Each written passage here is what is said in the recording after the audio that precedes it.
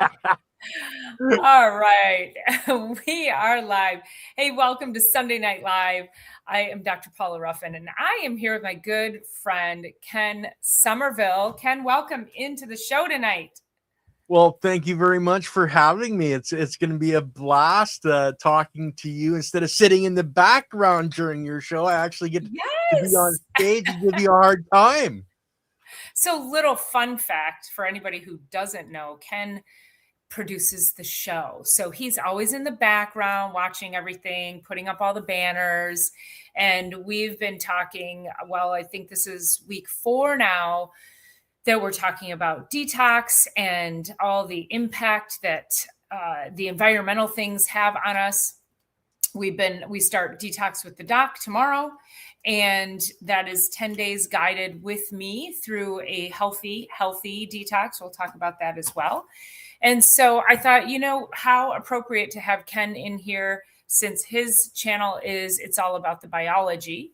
And so we want to come to we're coming to from all these channels. So depending on what channel you're watching from, please jump on over. So if you're coming in from my channel, Dr. Paula Ruffin, jump over to It's All About the Biology, give that a subscribe, and vice versa, and help us to grow all of our channels. Because one of the things that Ken and I originally connected on was just the microbiome, what's affected in the environment, how it affects our bodies, what's affected in our food and our soil, our air, our water. And so here we are, Ken.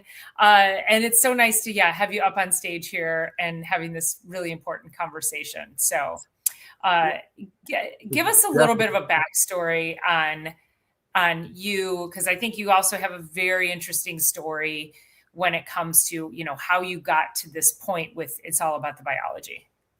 Well, basically a health crisis, and that's for a lot of people out there. We're facing, a health crisis in our life, from various factors. And I started researching, health. Like I grew up in a situation where my mother was into organics. She actually helped save my father's life by changing our diet and nutrition, and understanding that the health is actually coming from our food. So that was my growing up. And then when I had my health crisis, that's the direction I looked in. Now mine was more pain, and muscle spasms, etc. So I needed to find something to get off the pharmaceuticals that was actually melting my brain. I was like an 8 or 9-year-old. I couldn't function as a normal human. And I found that, and it was THC and CBD. And so I looked at, if that's going as an 8-year-old. No, this is my health crisis as a 40-year-old. Okay. I was like, what? No, I wasn't quite that young when I started you get into your parents' stash or what? But understanding that our bodies need that nutrition, and then I wanted to grow my own medicine, so I really started researching what's the healthiest method to grow my own food and to grow my own medicine. And that's where I started delving into the soil, how a plant grows. And I literally took it down to how a cell divides. And for anyone that doesn't know, all organic life, whether it's human, whether it's a plant or an animal, we all rely on cell division. So I looked at, okay, who controls cell division? And that's where I found out it's literally the biology that's actually the construction crew that builds our cells, as a heart cell, a liver cell. And then it's also the biology that breaks the components down from what we're consuming for a human. And then if I want all those building blocks to build healthy cells, I have to focus literally on the soil, because without the biology in the soil breaking those building blocks out of the sand, silt, clay, and organic material, I can't get it into my body because it's not in the plants and animals I'm consuming. So I literally went, biology. So that's macrobiology, microbiology, quantum biology, right down to areas where they can only see it by the energetic flows that are in the cells themselves. And when you go that deep, it really becomes simple. You just go, it's all about the biology. So if I stop harming biology and I add biology, whether it's in my soils or in my body, I'm going to get healthy. Yeah, and if you, I mean, it is quite, it's simple but complex all at the same Yeah. time, and it makes so much sense. Where I think so many people they just they don't make any kind of connection, and I think Mhm. that's also a very frustrating piece to me. This has happened multiple times in practice to me, and it actually just happened recently where I have a patient who has she's had her whole life, which is why she's working with me, but she's had gastrointestinal issues for many, many years. And Yeah. she has some very odd, unexplainable health issues. And she's, I think, in her late 60s or something.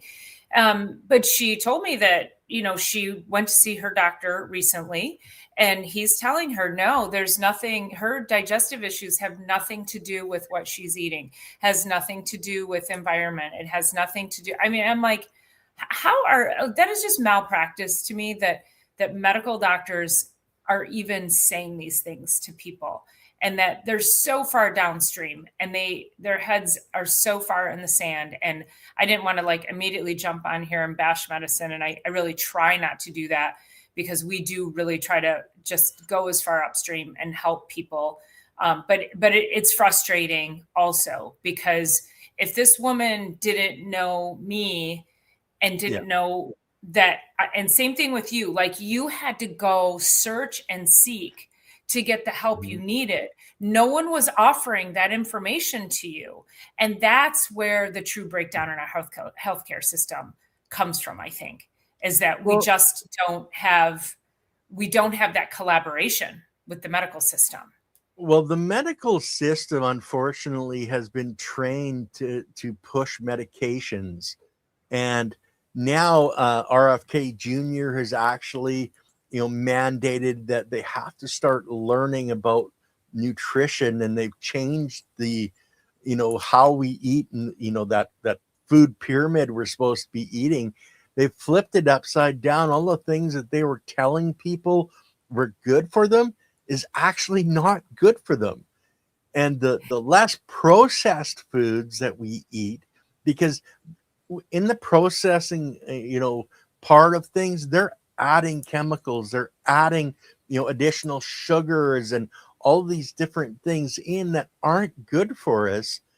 And if we can stay away from processed food as much as possible, if we can consume liquids into our body that are actually good for us instead of harming us, like, typical city water, you have, components in there that are designed to eliminate the biology that exists in the water to make it safe for you to drink. But when you consume that and you put it into your stomach, it's killing the biology that's keeping you alive, that's breaking down those building blocks of the salad you're eating or the steak you're eating. It gives you health and vitality. It's killing that biology that's keeping you alive. So the less we can do on that side, consuming healthier food, consuming healthier water, drinking actual natural fruit juices that, you get the fruit and you make the juice yourself. It's going to be more attuned to our bodies, and our bodies can use those building blocks that are coming in. But you need to have those prebiotics, and probiotics getting into your gut, because every time you drink a glass of city water, every time you grab a cup of coffee from, wherever you're buying your coffee from, they're not using good water. They're using normal city water.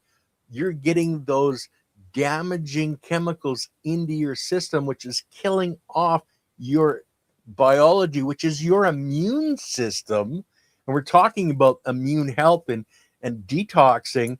Well, your body in its natural detox is using the biology that's in your liver, that's in your kidneys, that's in your stomach. But every time you grab that coffee, you're killing off a certain amount of that biology that's doing this job. So if you can find anything that's adding biology into the system and not taking biology out of the system, your detox and your immune response for the colds and flus is 100% better than anybody else that's out there. That is so well said. And I think that's so important because when we talk about detox, there is this element of it's an elimination diet. So Mhm. this is what I do, right? It's elimination diet.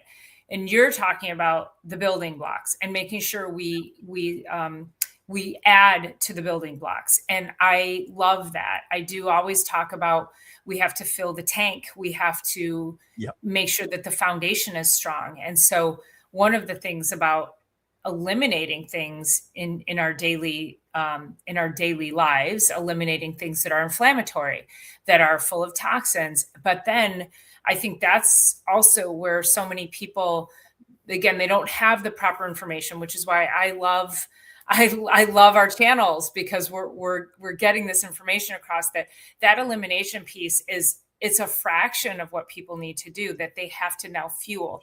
They have to add the fuel in, and that Mhm. comes in the form of whole foods, not processed foods, foods that come from the earth in a way that the soil has not been depleted, foods that come from animals that were treated humanely. It's like we have to look at this whole dynamic of where our food comes from. And chicken doesn't just appear on a plate. Like we have to go, okay, how did it get here? What was its life like, and how did it end up here?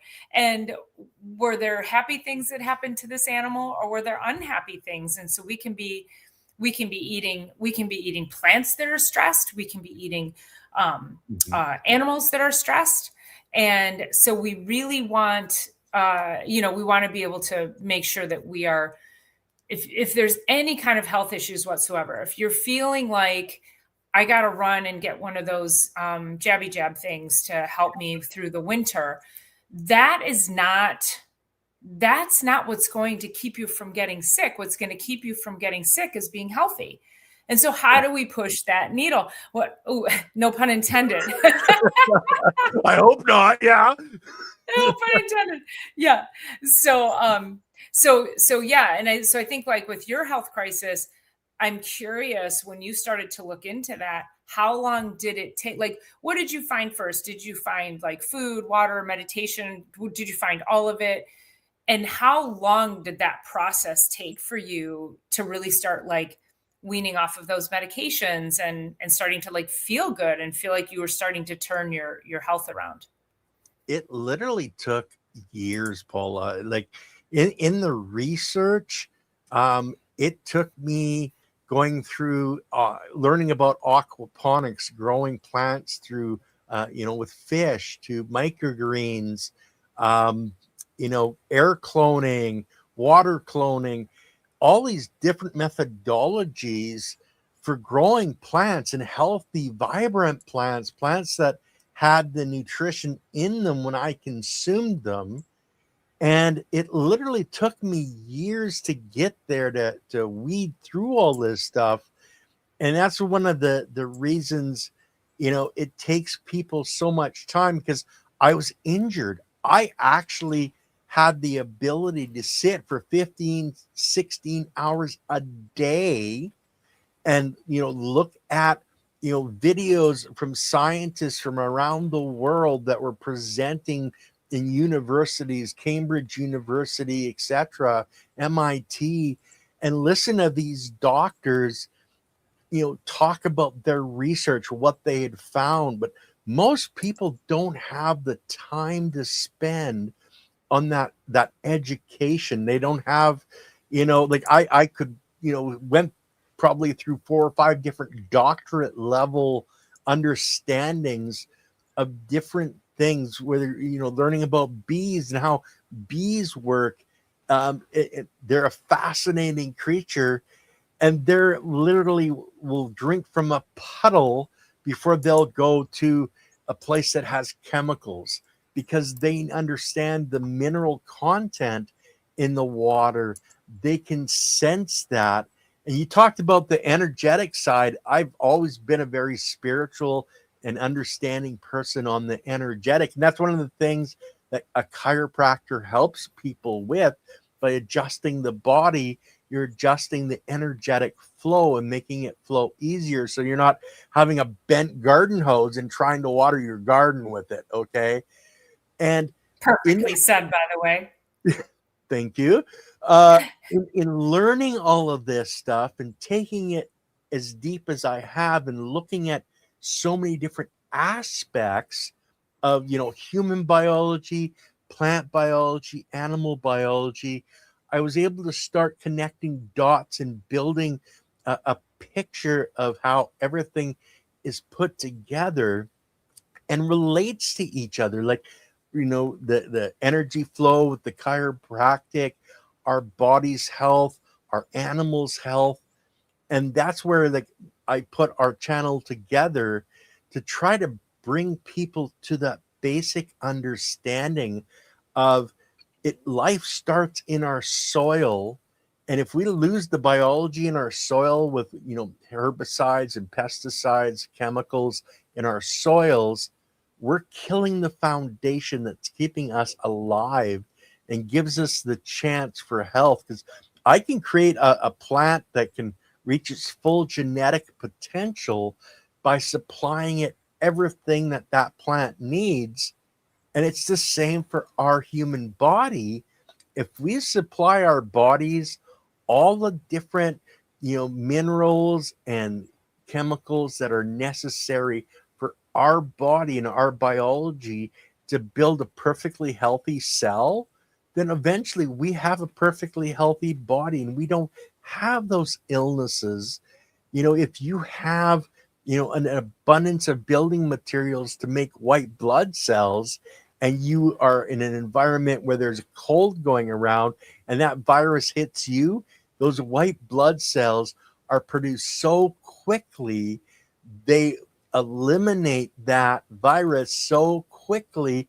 You only go, oh, I think I'm getting a sniffle, and by a couple hours later, you're going, oh, I feel great, because your body can react so quickly because it's got the material to build those white blood cells. And it's everything really literally comes back to the soil, because it's the soil that grows the plants we're eating. Those animals eat those plants too, and they get that health, and you get that health when you consume them. It's an amazing system that nature's put together. My mom was a huge gardener. I think I got my love of gardening and plants from her. And we have here now. He is national, perhaps international, but he was from Michigan. Here, his name was Jerry Baker, and he was called America's Master Gardener. And I have multiple books by him. And my mom, we'd always go see him and hear him speak. They had a warehouse nearby, and we'd go there and try to like, I want to go see Jerry Baker. I think she had a crush on him, but all of his books were written about his grandma Putt. And it was, she had all these tonics, all these natural tonics on how to, manage your soil. And if you wanted to kill a certain pest, you could kill a certain pest without completely damaging your whole garden or the microbiome of the garden. And one of the names of one of his books was called Plants Are People Too. And so he talked about playing music for your plants and speaking to your plants, and that kind of energy is that alone. We've talked about the I'll never remember his name, the Japanese Japanese researcher who did the water experiment. Yes, Yamamoto, and how, speaking to water kindly versus unkindly created two completely different molecules. And that's how plant biology is. That's how our animals are. That's how we are as humans, positive thoughts, negative thoughts. So this energy piece is so important. It's been proven. Dr. Bruce Lipton, I'm sure you're familiar with his work. You familiar with him? No, I don't think I ran across him. You need to look at some Dr. Lipton stuff. So Dr. Lipton he was one of the first people I ever heard speak 25 years ago on this whole energy vibration of our cells and how excuse me. Energy, frequency, vibration. Nikola Tesla was talking about that as well decades ago. And Bruce Lipton showed that disease exists where like trauma and negativity. So one negative thought creates a whole negative cascade of biochemical reactions in the body, where one positive thought does the exact opposite. And so he showed that through a lot of his work. He was actually a professor teaching at like in a medical school, maybe Wisconsin or something like that. And I believe they asked him to leave because they didn't like, so he started to make these discoveries and he wanted to teach them in class, and they didn't like it because it was against everything, it wasn't pharmaceutical. And so he ventured out on his own, 30 some years ago and started to teach this. And he's all over YouTube. You could just look up Dr. Bruce Lipton. I think he's got his own channel. He's got several books. In fact, is one of his books is, The Biology of Belief. That's what it is. So he talked about the mind and how it affects our cells. So I think you would really like that. Yeah, people don't understand, if you're happy and you're vibrating at a certain frequency, a smile creates a certain frequency, a positive energy frequency. And if you go and you build yourself a Zen garden and you're sitting there and you're at peace and you're happy and you're full of joy, all of a sudden you're a lot healthier. Your body energy flows better. And the more energy that you produce, the more you put out in your auric field. And the Carillion photography shows us these auric fields. And it's not just in us, it's in the animals and it's in the plants as well. That auric field is created. There's research now that the plants literally have more senses. I think it's 12 or 14 sensory inputs. We have the 5 basics. They have more. They can tell the color of shirt that you're wearing when you walk into the garden. And this is proven scientifically, okay, that they have this. So if you're going into your garden and you're mad and you're angry, that's the energy you're giving the plants. They're not going to be as healthy. It's just like if you are angry at your spouse, you're angry at your child, you're angry at your situation, you're just holding yourself back. Where if you can, no matter what is happening, whether it's somebody is sick, somebody is dying, you can take that negative and you can make sure that it doesn't harm you. That's where a lot of doctors get backlash from their patients on an energetic level. Most cancer doctors are going to end up getting cancer because that's the energy they're surrounding themselves with.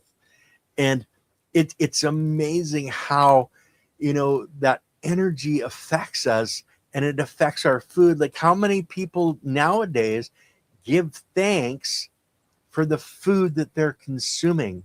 And you can take that to a whole other layer and thank the animal that produced that food, thank the soil that produced that food, the biology that produced that food. Because remember, it's all cells.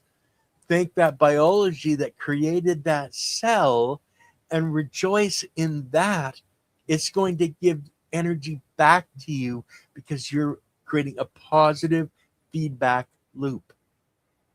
The idea about these cells and the energy and the messaging I know you know this, but we are trillions of cells. Like we are trillions Mhm. of bugs. We are more bug than we are human. And I think this critical piece when you're talking about the energy is that do you have healthy, happy bugs, or do you have unhealthy, unhappy bugs? And that whole Lily says cells hold memory. And I think that's where these traumas come through, that we hold on to traumas.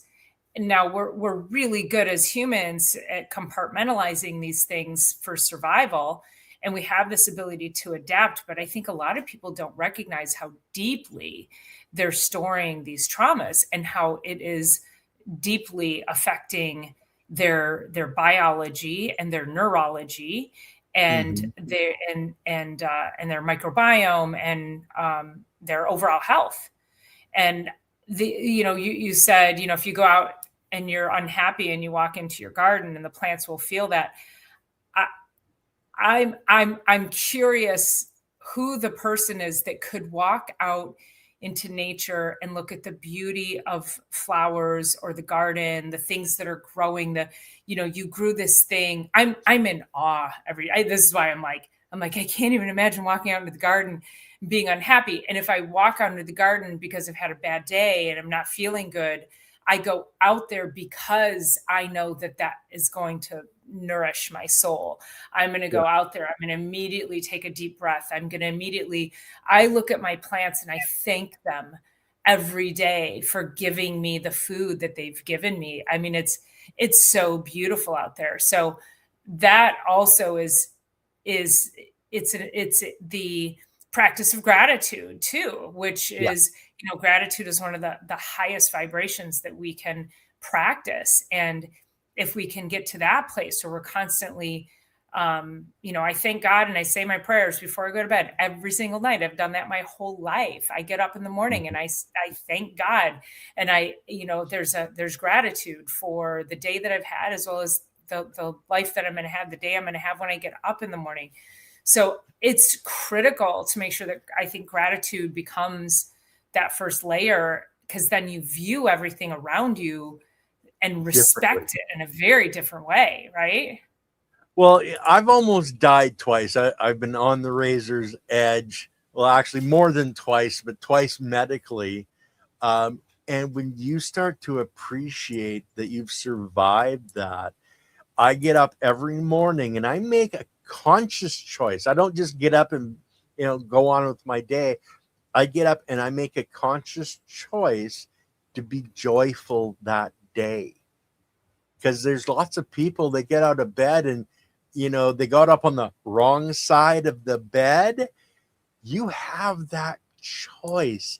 And if you consciously take that tenth of a second or a second and in your own brain go, I'm going to have a fantastic day. I woke up this morning. Damn, it's a good day. You I'm know, on this side of the earth. exactly.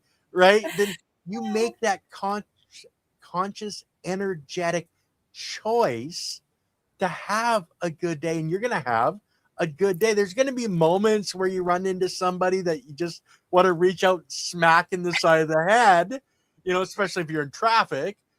But you have a choice, guys.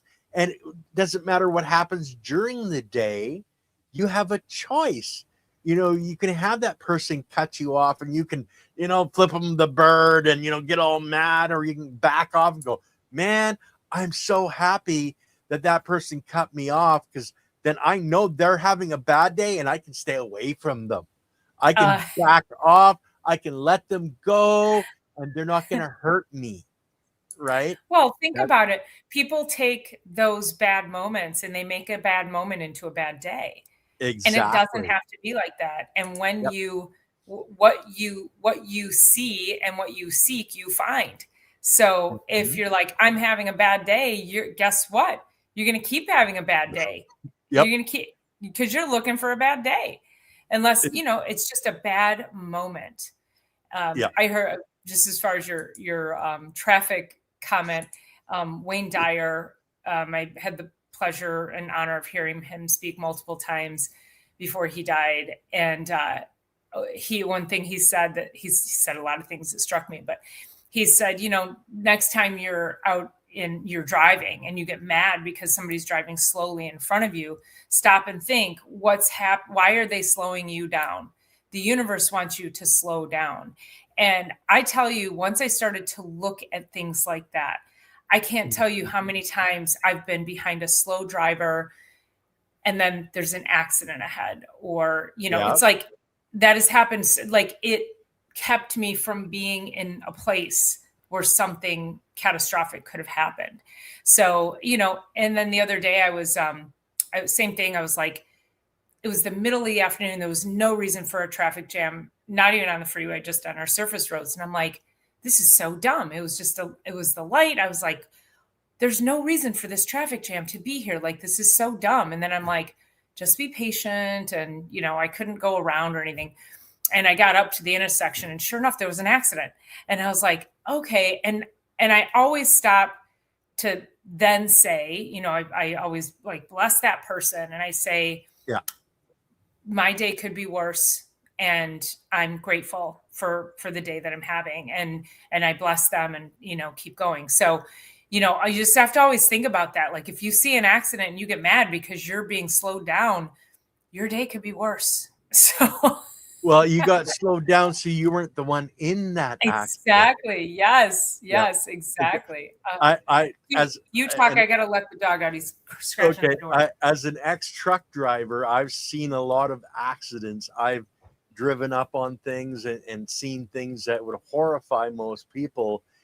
But there's lots of times where I swear, there was an angel hanging off of each mirror, going, Yahoo! Because it's just like, man, there's so much happening. But if you protect yourself energetically, then those angels are going to, throw something in the road.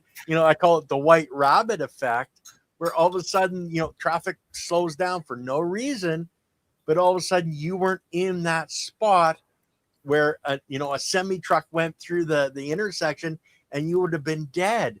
That all this stuff does come together. But I did want to bring this image up to share with people. 1 quadrillion resident viruses in every human body. There's 10 trillion human cells. And that's that little red spot here. There's 90 trillion microbial cells in your body. Because every cell in your body is built by biology. It's maintained by biology in your entire system. It's the biology that's making your stomach acid. It's the biology doing all these different things in our bodies every single moment of every day. And the only time you heal, guys, is when you're asleep. Other than that, your biology is running the organism. And when you go to sleep, it can actually switch and repair the organism. It's like the downtime at the factory where the mechanics come in and go, oh, we got to tighten this belt and change this chain. That's why sleep is extremely, extremely important. And never go to bed mad. Release that energy before you go to sleep, because that anger is going to hold you back and slow things down. And you don't want that. It's the old saying, for your spouse, you don't go to bed angry at your spouse, you work it out. That's one of the things, whether you're alone in the world, in your own apartment, and you had a bad day, release that energy. Learn from the mistakes, learn from what's happened, but release it. You don't need to hold on to that, and go to sleep with a joyful attitude of, oh, I made it another day. I'm going to get a beautiful sleep. I'm just going to heal all night long. It's all so circular, isn't it? Yes. I mean, it's like, where does it start and where does it stop? And, from soil to human to animal and all the way back around. And each cycle, I think, just keeps feeding itself. And I did a video today that I'll post on YouTube a little bit later tonight when I have a minute, but I'm I had on the counter all the food that I have for the week that I'm using for the detox. And the reality of the food that was on my counter is that it's how I eat all the time. And so I was like, I'm like, people want to make this, they want, or I think they expect that becoming healthy is this giant, heavy lift. It's complicated. It's not fun. It's boring. It takes too much time. It's too expensive. And there's all these excuses. And so you'll see the video later where I'm like, okay, I did 6 pounds of chicken thighs and I marinated, organic, of course, and I marinated them overnight. I cooked them. Half will go to the office, half will stay here. So I always have some kind of like good protein at my office during the week. I had nuts and seeds. I'm looking at the counter because I'm stimulating my brain. Nuts, seeds, fruit. I was like, okay, the easy way. I bought a big bag of organic broccoli, like already cut up so that I could just grab a handful and throw it in a pot and steam it. I got a container of organic arugula. So it's easy. It's so easy to be healthy, and food is delicious. And so again, when people are like, I can't start detoxing now. It's not the right time. I have a party. I don't care if you have a party. Eat 5 days of real food and then go to your freaking party. Like, why do we have to stay in this biologically destructive phase because we have a party coming up in 2 weeks, or you have a cruise coming up next month, and so you can't start getting healthy today? Life is life. And I think for anybody that's heard me speak before, I always say, like, hey, I love a good party. And I love a great night out, and I love a great dinner with friends. But I'm not going to sacrifice the other 90% of my life to have a night out with my friends. I'm going to live 90% of my life super healthy so that I can go enjoy an indulgent meal like I did on New Year's Eve. I have a question on that counter of food. I really think that there's probably 3 or 4 cases of pop and case or two of potato chips, and isn't that food? It's food like substance, right? And it's what's actually, we can detox every day of our lives just by eating, making healthy choices at the grocery store and not buying the garbage that they're pushing on us, staying more away from the processed food. If you don't have it in your fridge, if you don't have it in your pantry or in your cupboard, then you can't eat it. And you go, okay, well, I want a snack.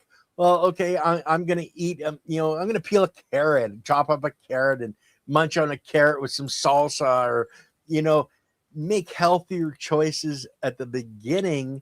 And then the detox really becomes, I'm just going to eat normally, but I'm going to add a few things to help my body to eliminate the toxins that are building up. Yeah, literally, like every day you should be eating to fuel your good health. We talked about the foundation in the beginning. And one of the things I talked about was usually within 2 to 3 days, when you start eating like this, I don't even really want to call it a detox anymore, but when you start eating healthy and you do this elimination diet, and again, it's gluten, and I accidentally made a homemade loaf of sourdough. I was like, oh my gosh. That was accidental? Well, I was like, yesterday I made homemade yogurt, and I made homemade sourdough yesterday. I baked the sourdough today, and I was like, shit, dang it. It's no gluten and no dairy. So I may actually end up like eating the dairy because the yogurt won't last a week. So I figured it's homemade, it's organic. I'll be fine if I eat some good homemade yogurt. So, but I digress. So within 2 to 3 days, people start to say their sugar cravings start to go away. And the reason is because these bugs, these trillions of bugs, are so powerful. And you saw from that graphic that that's what we are. These trillions of bugs, they are communicating with your brain. And so when people are like, oh my God, I have no willpower, it's because the bugs are taking over your brain. The bugs are telling you what to do. And when you have cravings, those are those bugs. They're screaming for food, and they love sugar, and they love sugar in any form. So a complex carbohydrate. So people who are like, I love bread, I got to eat bread and bagels and pasta and all of that every day, that's still a sugar craving, because that's just a complex carbohydrate that breaks down into a simple sugar. So it's important to recognize that if you have cravings, that is a ding, ding, ding, ding, that your gut, you got the wrong bugs in there, and they have taken over your body. They have invaded. And so when you starve them, when you eat properly, not just detox, but when you eat properly, you starve them of the food that makes them want to make your brain cuckoo crazy and go running and eating a plate of cookies. And so the more you can do that, then the more you start to feel in control. And people they start to feel like they become empowered with their health, and they can make better choices, and they don't feel like these cravings have a grip on them anymore. So you have to start recognizing the mental, there's a word in my head right now, and it's not a very good word. I'll say mind play. It was another 4-letter word that I was going to blurt out. Yeah. But the mental mind play that these bugs play on you is like, let me let the dog in. Well, I'm going to show another image here, and this is, our body's energetic field. You see the main, core in the body here, but look at all of the other energetic fields in our body, and this is chiropractic, man. Exactly. I was going to say, in straightening your neck and your back, etc. That's that flow we're talking about, energetic. And when you open it up, it's a lot easier. And in the mindset that you have, you can go up against those bugs that are telling you that you need ice cream 3 times a day, instead of, celery 3 times a day, or, just a good, healthy protein. It's a lot of it is we don't think we have the power, but we do have the power. We can fight against those cravings, but you have to want to. And that's where most people don't do a detox. They don't worry about that. They just, I'm just gonna, stop at McDonald's or Wendy's or, wherever, whoever. They just cram food because they think they're hungry when actually they're just thirsty. And that's another problem with people, is understanding their own bodies, getting in touch with their own bodies. Because most of the time we're not eating because our body is hungry, when all we are is actually thirsty. And we can eliminate that hunger craving by drinking an 8-ounce glass of water. Well, and most people are dehydrated anyway. So yeah, is that coming across as hunger? Is it dehydration? Well, they're not having enough salt in their bodies to draw the water into the cells, because we've been told salt is bad. No, my God, no, don't eat salt. The first thing that a farmer puts out for his cattle in the field is a salt lick, a mineral lick, because without it, they die. Hey, we're an animal too. Guess what? We have to have salt in our bodies. I worked in a bakery where, I stood by a stove that was 230 degrees to 330 degrees all day. We had salt stations throughout this plant because it evaporated the moisture so fast. We had to constantly consume salt to keep our bodies from collapsing. Okay, so people don't understand. There's difference between ionized salt, which is bad, and good healthy salt. Iodized or Yes, yeah, iodized. yeah, Yeah. okay. Yeah. Anything that when it becomes processed in our system that we have for processing our foods, our environment, it's going to not be healthy for your body. Where if you're getting, a C90, SEA 90, that's a very good quality salt. Some of your Celtic sea salts, some sea salt is going to be a lot better um, than most other salts you're going to buy. But like I drink RO water, reverse osmosis, and I add just a little bit of sea salt into my water every time that I fill up my container because that's minerals, that's building blocks. Your cells need building blocks. Are you building your cells out of toothpicks or 2x4s? Myself, I'd rather have the 2x4s because that's a strong, healthy cell. Let's go 2x6s. Concrete and steel, baby. Let's go There all we out. go. Titanium. Let's do it. Ultraman. Yeah. Well, and unfortunately, when we get, I'm going to say, into the system. Now, Mhm. you were fortunate to get out of the system because Yeah. you sought out, whether it was intuition or you started to realize that this isn't working for me, and you sought out information that was, we'll call it unconventional, but really it's health information. It's what true Yeah. healthcare is. And there's a woman, she's a doctor at the Cleveland Clinic. I will remember her name before the end of this podcast, but she's amazing. And she did a TED Talk, and there's another video of her on YouTube. And she was diagnosed with MS. Mm-hmm. And over the course of her diagnosis, she ended up in a wheelchair. So she got very sick. She was wheelchair bound. She not only was in a wheelchair, but she had to be inverted in a wheelchair, Mm-hmm. and she couldn't sit up straight. She was like, she was at the Cleveland Clinic.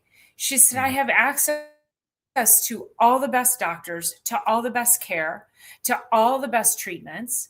And she was getting worse and she couldn't Yeah. figure it out. And she ended up just dying. I got to remember her name. But she ended up, same thing. She started to search. She was like, let me change my diet. And she started to like eat higher quantities of protein and grass-fed beef and more vegetables and less grains. And she just completely changed her diet. And within 6 months, she was out of the wheelchair and riding a bike. And I think within a year, she ended up running a marathon. I mean, Dr. Terry Walls. Let me go see if I can grab that. Well, this is an image of what most doctors understand about, the actual human biology and plant biology. They have their head in the ground and they're hiding away because they've been trained not to look. They're trained. They have blinders on like those race horses that, oh no, don't look at nutrition. Oh no, don't look at biology. Oh no, they're just drowning. Okay. I need you to send me your graphics. Those are going to be good postings for social media. Those are good. Well, and I think too, while we want to, throw shade at medicine, this is what they're taught. The medical schools are funded by the drug companies. This goes back to Rockefeller.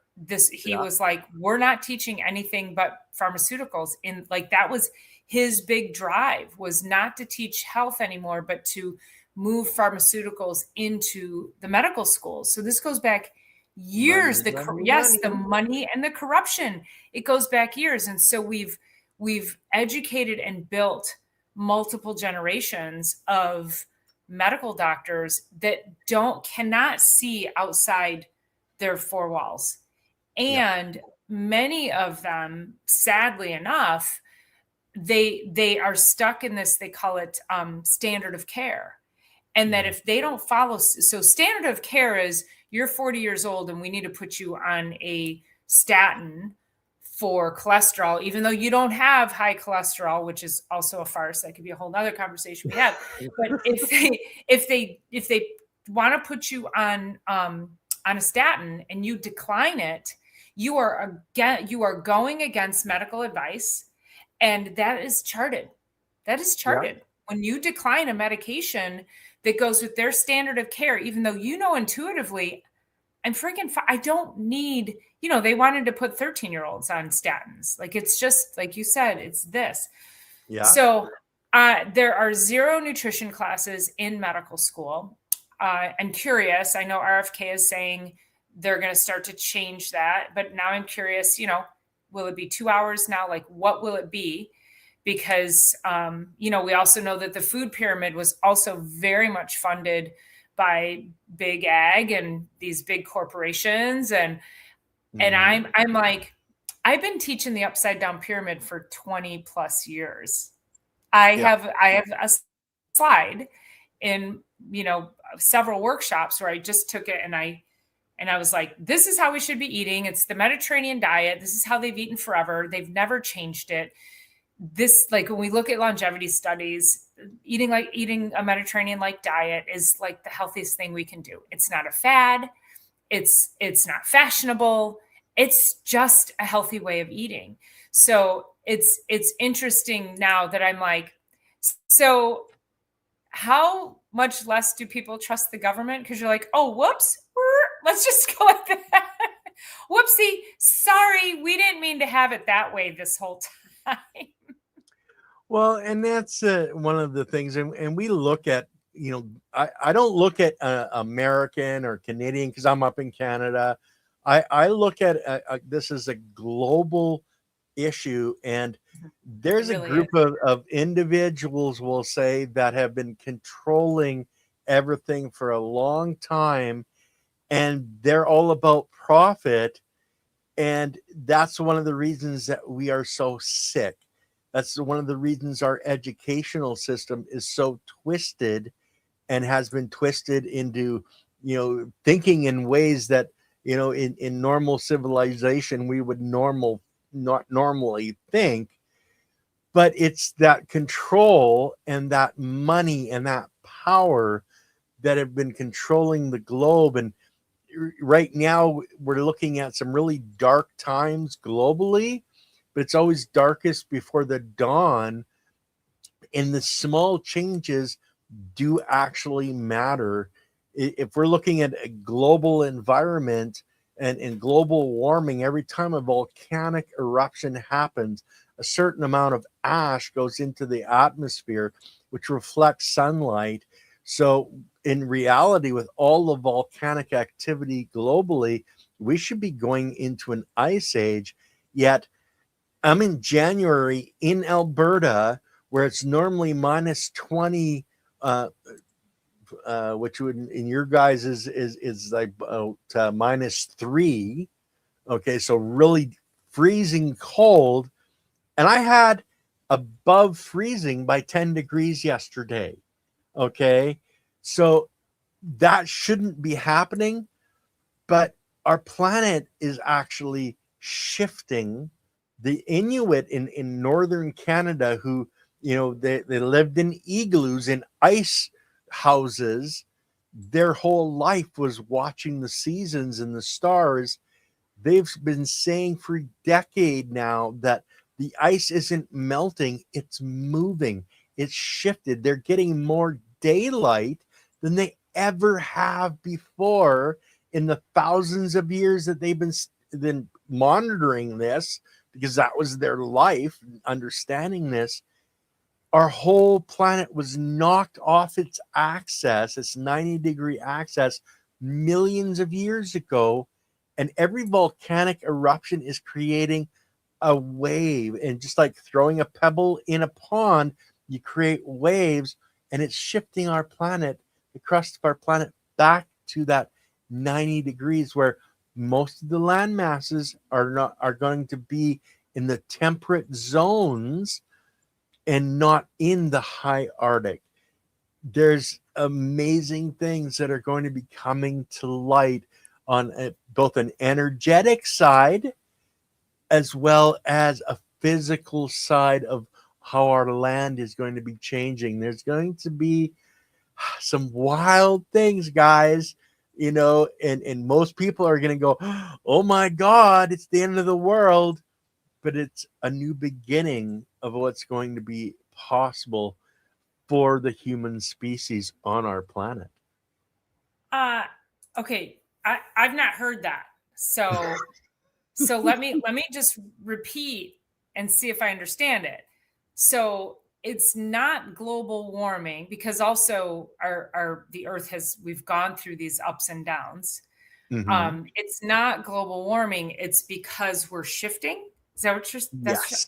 okay? And which is then changing, it is changing how the earth how the sun hits the earth then, right?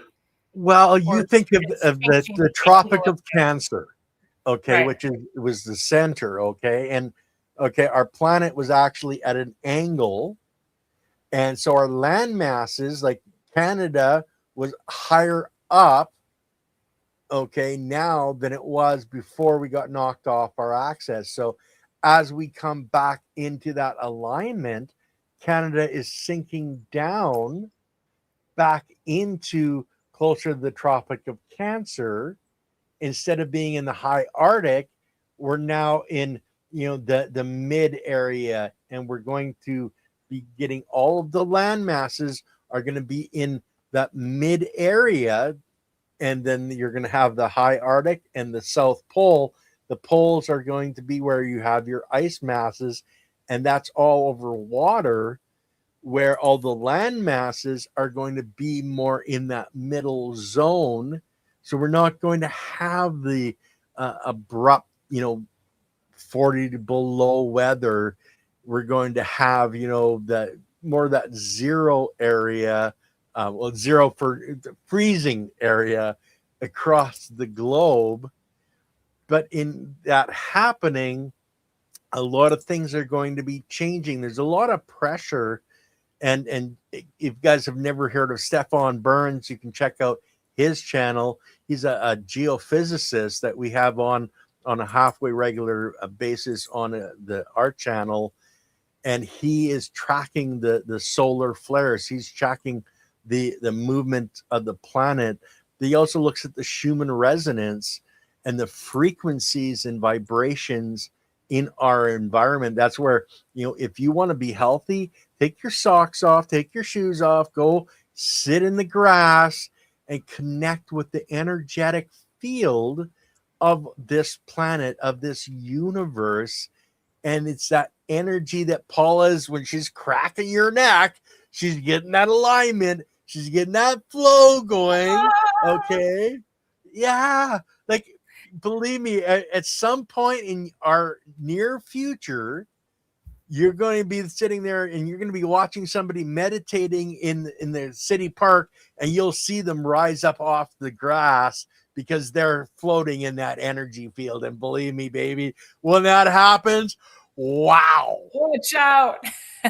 Well, I'll tell you, when we adjust the spine and people think, we're cracking backs, and ultimately we are sending energy to the brain. And my goodness, who of us can't use more energy in our brain? But I can use what more,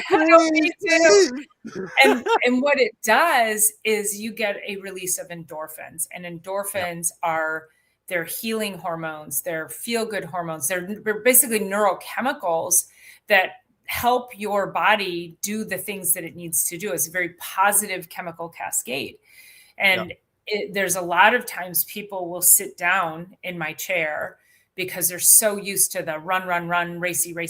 And they sit down in the chair and they want to tell me a story. And they're like, and they're telling me the story. And I'm feeling, and they sit in the chair and I always put my hands here and I, kind of like rub their shoulders for a second, because I want to, I'm connecting, right? I don't just like come up and start doing my thing. I want to connect energetically. And so I have my hands on their shoulders and they're like, chatty. And I'm feeling and I'm like, you're going to have to save your story for another time. Like, you can't talk when you're in my chair. Yeah, exactly. Like, you're making my job harder. I am trying to calm your nervous system and you are ramping it up. And I think too many of us energetically, we're just used to, we're used to that kind of chronic state of stress. And we have to neurologically get our brains to heal to help us. Yes, that too. Yeah. Let's set it over there. Yep. Let's set it over there. Let's set it far behind. Yeah, it's if you can slow down and actually sit and watch a blade of grass grow, then you're in touch with the universe. But most people, they can't sit down for a minute and just be quiet. You go into a deprivation chamber where they block out all sound and they go crazy. They can't accept their own breath. They can't accept their own heartbeat. But if you can take that and find a deprivation chamber, and they got the salt ones, you can lay in the salt water and float so you feel like you're on a cloud. If you can do that and accept and slow down and become connected to the universe around you, because I hate to tell people this, but if you really want to connect with God, source, whatever you want to call that energy, you have to do it from inside of yourself. That's where the true connection is. It has nothing to do with the symbols outside. It's connecting through you. You are made in that image, and it's only through that image that you can connect. It has nothing to do with any cross or statue or monument. It's the connection through you to that energy, and it's in those deprivation chambers and allowing yourself to do that connection that you're going to find true peace. Yeah, and I think we get into these mindsets also of, let's just take the new year, right? Goals and dreams and goal settings, and I want this and I want that, and which is all great. I do that too. But I also think exactly what you're saying is taking that step back and how can I be more like the creator? How does this thing that I want help me, or how can I be more like the creator to get this? And then how does getting this help me be more like the creator? Again, it's that circular thing, is that, being godlike and recognizing that within ourselves and within each other that's the ultimate, I think, just in how we treat each other, how we treat ourselves. That's huge from, I think, most importantly, how we treat ourselves. We don't treat ourselves with love and kindness. And I've always said to people, I'm like, you just called yourself stupid. How would you feel if I walked up to you and called you stupid? And, they take a step back. They're like, well, I wouldn't like that. And I'm like, then why are you okay with calling yourself stupid? You wouldn't like when I do it.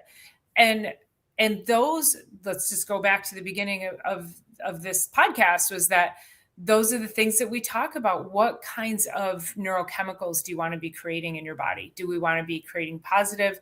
Do we want to be fueling the building blocks? Do we want to be stealing? It's like a game of Tetris with human health, is like, let's make sure everything lines up properly and it's strong. And then you got the one thing that comes by and you have that indulgent meal and takes a column out, but now you can rebuild it, and you don't have to rebuild the whole darn thing, but you have to be making all the right choices.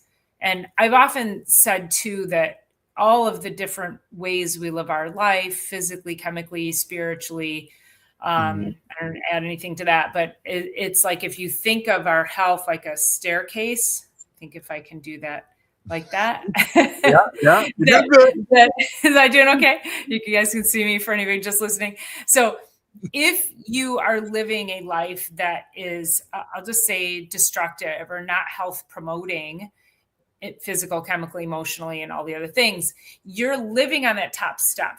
And that means, again, going back to something Ken said very early on, now somebody in the room has a cold and sneezes, and you're at the very top step, you don't have a buffer, and boom, you fall off and you fall down into the abyss. But if you're living with all the good lifestyle habits, you might be only on the first or second step, and you might only fall a step or two back. So yeah, you might just get a sniffle. Maybe you're in bed for a day, but now you haven't like, your bucket isn't so full with all the ill things. It's full with all the good, healthy things that are protective for you. And I think we just need to strive to get there each and every day as humans. Yeah, and that's where the detox and your immune health really comes in, because if you get rid of all of the bad things in your diet, then you have more of that foundational structure for health in your body, and you're more resilient. And it's in your body, in your children's body, but also if you are raising any animals. If we have some homesteaders watching this, it's the same with your animals, and you plan ahead. Do you have things that if you do have sniffles, if you get say a tooth pain, an abscess, do you have things like Peridarco, which is antiseptic, antifungal? You can make a simple tea, drink that tea, wipe out that bad biology that's invading your body with the help of these additional building blocks. We do foliar sprays in our garden to add health in our garden to the plants. We can do the same thing. It's those topicals that we used for thousands and thousands of years in Western medicine, Eastern medicine. But the doctors here, before we went to the pharmaceuticals, they had the apothecary, where they had honey and all these different things that they could make a poultice, put on the skin, and all of a sudden they would get rid of warts, and they get rid of this, and they get rid of that. The skin was all healthy. And then they went to pharmaceuticals. But we can create those building blocks now. You can go out and I often tell people weeds are medicinal plants for the soil, because it's the components necessary for the soil that are being brought up by those weeds. But most of those weeds, if you look at an apothecary handbook, or a naturopathic doctor's handbook, all those weeds that you're pulling up out of your garden are the ones that are medically beneficial for your body. One of my favorite weeds, I'm air quoting, is chickweed, which grows everywhere. But people love to, like, chickweed is like, people hate it. They must kill it, and they spray their lawn. They'll have, like, I'll see the neighbors and they'll be spraying, like, I'm like, I know chickweed grows over there, and then here comes the neighbors hiring somebody to spray the stuff. And so I love it, but I do watch. I want to make sure, like, if it's growing in my yard, that it hasn't been near that overspray. But chickweed is, it's a liver tonic. It's a kidney tonic. It helps with your gut microbiome. It's a prebiotic. It's like, you could eat it raw. You can make a tincture. You could do a poultice. You can drink it as a tea. It's amazing. And I love all the weeds in my garden. Like, I am surrounded by neighbors who are really obsessed with having a beautiful lawn. Again, I keep air quoting, a beautiful lawn, having a monoculture lawn. And I'm so polyculture in my lawn. They probably hate it. I know, they're like, could you do something over there, please? All your dandelions are coming over into my yard. But I eat my dandelions. Sorry, I make tea out of my dandelions. That's rude. Like, I'm sorry. Can you quit spraying my dandelions? Exactly. Yes. You're ruining my dinner. Damn it. Well, plantain. It grows almost everywhere. Yes. It's so good for us. and it grows naturally, and it's called a weed. Yes. You can live if the whole thing, the planet goes crazy, and you can't buy things because they're coming out of South America and they're not Mm-hmm. making it here anymore. Hey, I can go outside. I can eat that plantain, baby. Yeah. I'm staying alive. I think maybe that might be when I might tap into stinging nettle. I feel like I was having this conversation on a Sunday Night Live a few weeks ago, and we were talking about stinging nettle, and I'm like, I hate stinging nettle. Like I can't. It just and then actually the latest one that has, I probably haven't seen this plant slash weed. I've never seen it up until, I'll say, maybe 8 years ago or so, maybe. And I didn't quite notice it, but it has become invasive, and it's pokeweed. Do you guys have pokeweed? Never heard of it, actually. You may have seen it, and it grows these big, almost rhubarb. It looks like a stalk. It looks like rhubarb, Okay. the color of rhubarb, but the stalks grow like this big, very fibrous, and then they grow these big sort of like grape. Yeah, you could look it up if you can find it, and they get these grape like long. It's pretty until you realize Mhm. what it is, and you cannot. It's like you pull one and there's another one right behind it, and it's so invasive. And it's interesting. I saw a woman making a tincture out of pokeweed on Instagram in the video, and she was talking about how healthy it is. And again, it's a liver tonic and a kidney tonic, but if you don't strain it properly, there's seeds inside of it that can make you very sick. And you only need she was like, you only need like 6 or 8 little berries and you can do this. And I'm like, the thousands of berries that are growing out there is not worth the 6 or 8 to make a little tonic. Yeah, It's actually, I got think to that's go. a natural plant up here. Yeah, it's pretty, like I say, but it's become invasive here. Yeah. So yeah, did you find it? Oh yeah, I'm looking at it Oh yeah, now right you now. want to show it? Yeah, see in the Uh, yeah, mhm. And you let's have get to a get it if you're gonna cut it down. You have to get it before those little grapey things, because they'll make a mess. They'll stain your skin. yeah. It can cause skin irritation, and then the dog gets near it. I So think I have there's 4 or 5 of those. They're trees in my yard. yeah, yeah, they grow massive. They grow Yeah. massive. So, I'm all for biodiversity, but that one's got to go. Oh, come on. Now, if it's stinging nettle, I'll agree with you on that one. Okay. Although stinging Yes. nettle, treated properly, has benefits, but then coffee beans, you can take those and it'll kill you. Right. Okay. But if you roast the beans, you can drink the Uh-huh. coffee, right? It's knowing how to process them. And there's lots of books out there, guys, that you can get your hands on, that you can find out what these weeds are good for. And it's good for our bodies, and it's good for the soil. Mhm.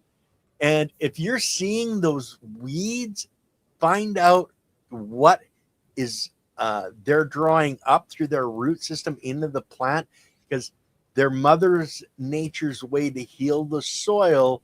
So say the dandelions, calcium is one of the main things that the dandelion draws up.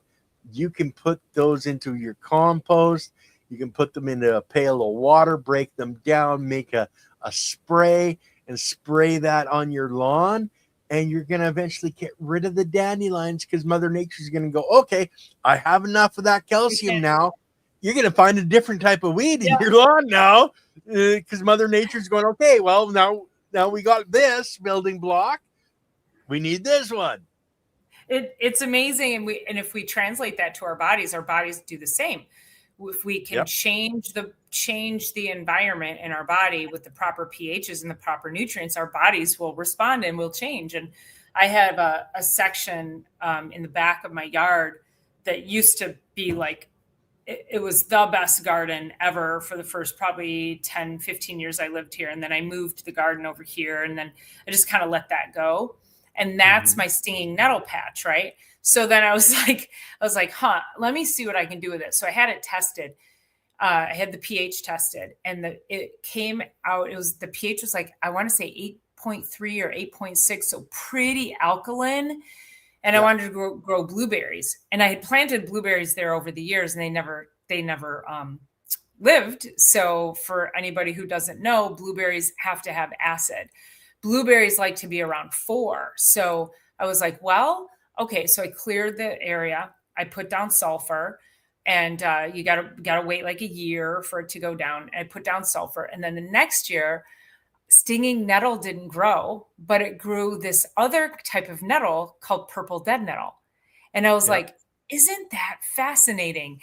The same family, so Yeah. another type of nettle, but not stinging nettle. And so, I was like, what a great, it's just a great lesson for us that it doesn't take much to shift what's happening in our bodies, to shift what's happening in our health. And that if you just start taking these little steps, you'll start seeing these shifts. You'll start feeling better. Your body will start responding. Maybe your rashes will go away. Maybe you'll sleep better. But yeah, just like putting a little bit of sulfur on the soil. I never had it retested because I'm going to keep my blueberries in pots. I decided because I can control the pH of the soil better, but I'll figure Mhm. something else to do back there. But it was very interesting, just the soil respond, the plants respond to the soil responds to the plant. So Well, and you understand now a little bit better that there's a seed bank in your soil itself, that there's billions of different seeds in our soil, and Mother Nature goes, okay, I have this much moisture, my soil is this, I need this, okay, this is the weed that's going to come up in this area, because that's going to start the healing process. But never have bare soil. You never want bare soil. You want to mulch it. You want to cover it with plants. But if you have bare soil, you're drying it out. Mother Nature is going to put something there. And if you don't yes, want what you don't want, make sure that you're covering your soil, or Mother Nature is going to do it for you. right, right. Well, and think about that. When you plant your garden, you plant your plants, and you got to go out there. You got to do some weed control until your plants get big enough, and then once the plants start to grow and flourish, I don't know that I weed at all. Yeah. You It's don't like I generally don't need have to. to. Yeah, because it becomes, and I don't spray my garden. I don't even know if I think I put something, I did put some kind of nutritional fertilizer on it this year a couple of times, Mhm. but I don't put chemicals or anything like that. So if something has to be babied and it's not going to survive, like it doesn't get grown. And that's what I love, is watching the garden manage itself from the Mhm. biological perspective. It's like, no, you can go.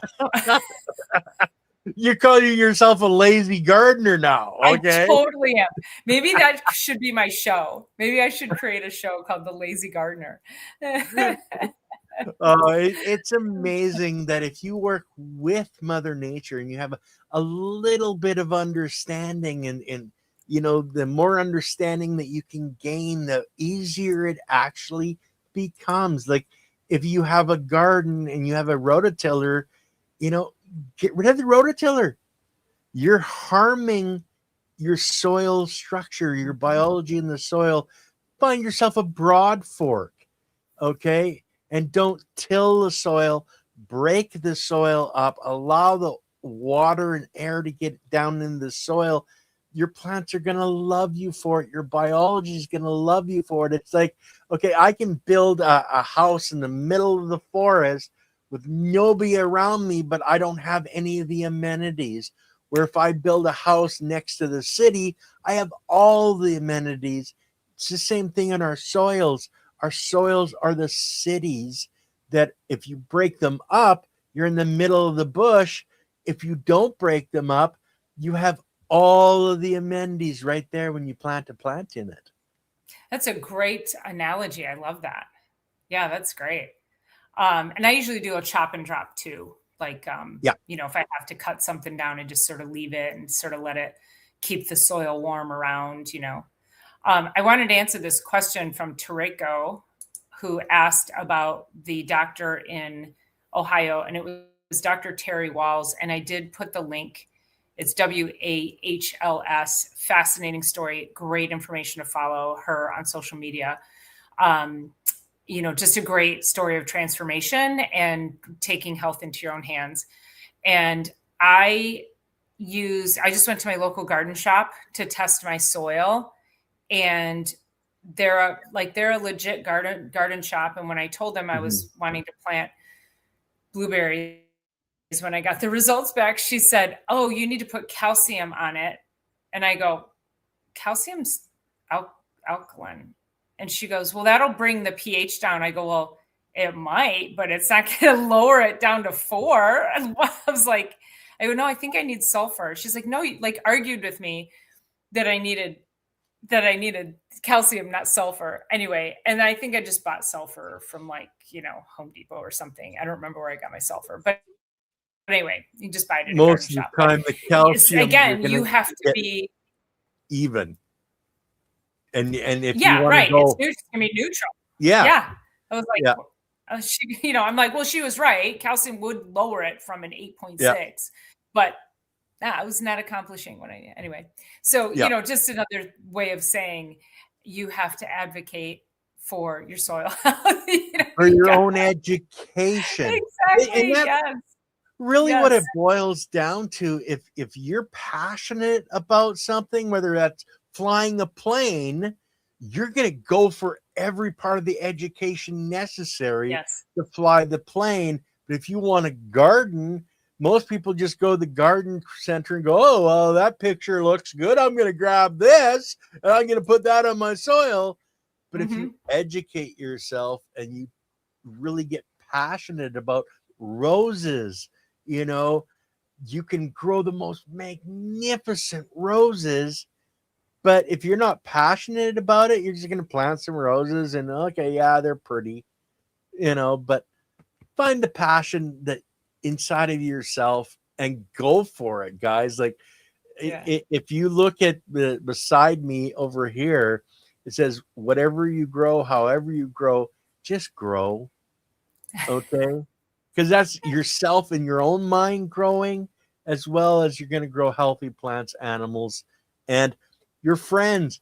Smile at your friends, smile at your spouse, smile at your kids, grow their energy in a positive direction too.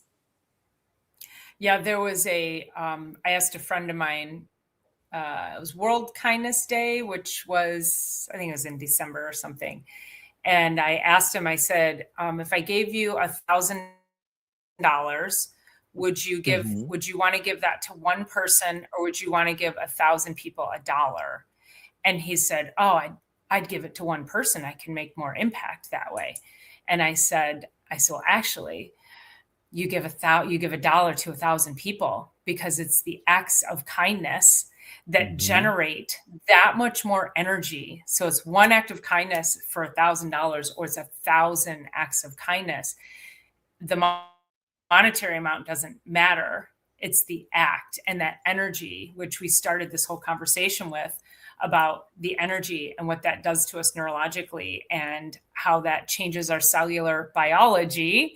That's really, if we can strive for that, just those little things every single day. So whether it's an act of kindness, whether it's more water, whether it's proper food and nourishment for your body, whether it's going to bed, half hour early, getting up in the morning and saying thank you, going to bed at night and saying thank you. If you can start with these small little things every day, you can eventually create habits around them. And then you don't have to set them as goals, because they're just part of your life. Exactly. And what the one lit candle can light many without ever diminishing its own light. That's what's on the other side over here of me, because I'm just a lit candle. That's why I have this sun up here. Okay. because It's that's right over your showing, head. Yes. yeah, it's showing that light, that lit candle. And when I share information with Paula and Erica, share information, they're lit candles and they're lighting up your chance to become a lit candle. But once you are that lit candle, once you have this knowledge, share it, create more, because the darkness only lives when there's no light, and we want the light to get rid of the darkness, because once it's all gone, we have health and vitality for everyone and everything. Like, the healthier we are, the happier we are. The healthier your plants are, the happier they are, and the healthier they make us, because it's that circle of life. We come from the soil and we are part of the soil. We're part of that system of everything coming together. So well said. I think that's a beautiful note to like. If I feel like you just tied a pretty little bow on this whole conversation and just brought it home. So, yeah, that was great. So much fun. I think we need to do this more often in the coming year, because it's like what a great synergy we have in our conversations, and of course our philosophies and mindset and practices. And so, yeah, I would love to share more conversations with Ken, and it's all about the biology on Sunday Night Live. Love you guys. Thank you so much, Paula, Thanks for to having me everybody. on again. Appreciate it. It's a joy to come on and talk Always to a you. pleasure. Always a pleasure. And thanks, everybody. Don't forget to like and subscribe on your way out. We appreciate you being here, and we appreciate all of your engagement and your questions. Love you all so much. Thank you.